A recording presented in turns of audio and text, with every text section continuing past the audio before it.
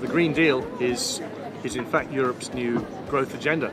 It's about achieving the climate goals that the European Union has set itself, combined with transforming the whole mobility sector, transforming the energy system, transforming industry to be decarbonised.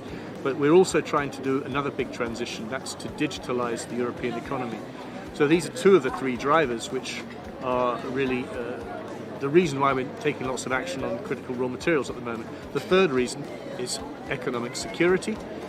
We need to build Europe's defence capabilities. We need to help supply the arms and ammunition needed for the war in Ukraine.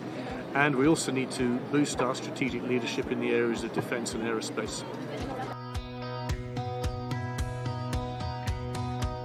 Well, there's one uncomfortable fact with the whole climate mitigation agenda. You cannot get away from fossil fuels and not replace with something else. And many of these clean energy technologies like wind, solar, they all require much more metals and minerals. They're more, the green transition is more metals and minerals intensive than the fossil fuel economy.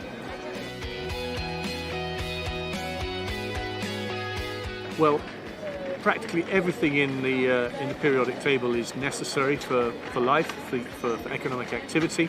We analyse this every 3 years, and we look to see what is most essential for our economy as a whole, and where do we see the greatest risk of supply chain disruptions. And combining those things together with sustainability and governance issues, we come to what we call a list of critical raw materials. This is for the whole economy. The novelty is that now we're talking about strategic raw materials, by which we mean not for the whole of the economy, but particularly for this green transition, digital transition, and for economic security.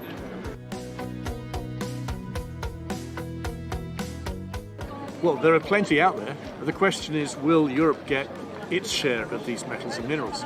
And in order to answer that question positively, Europe needs to make much bigger efforts than it's made in the past. We've essentially deindustrialized quite a lot and outsourced a lot of these mining and processing activities to cheaper parts of the world.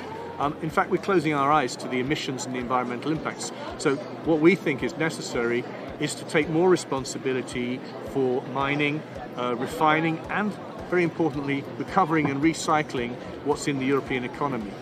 That's one thing, and the second is we need to very urgently diversify our external sourcing away from single source points of supply.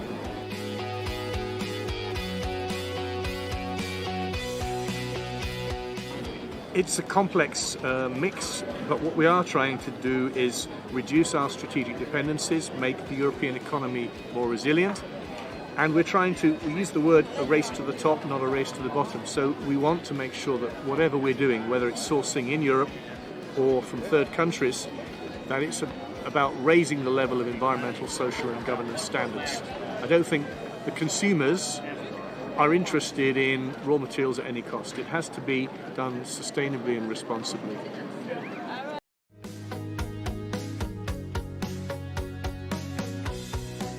You need to study maths and physics and chemistry and hard subjects in school and go on to study them in university, because not everyone can be making a fortune as a social media influencer. There are real jobs in real industry, and actually what I've seen about the mining and refining industry, it's a really cool area to work.